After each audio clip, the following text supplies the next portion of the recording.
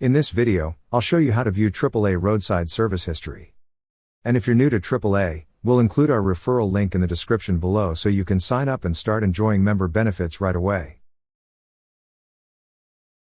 To start, open the website, acg.aaa.com.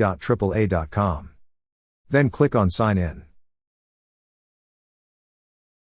Next, on the fields provided, enter your user ID and password. Then click on Sign In. Once you're signed in, you will see several tabs at the left side of the screen. Click on the tab that says My AAA Extras. On the drop-down list, click on Roadside Service History.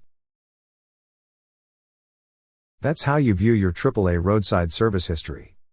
Thank you so much guys for watching, and if you have not yet subscribed to our YouTube channel, please subscribe to our YouTube channel as we create tech videos related to financial apps almost every day. Also check out our recommended resources in the description below for various sign-up bonuses.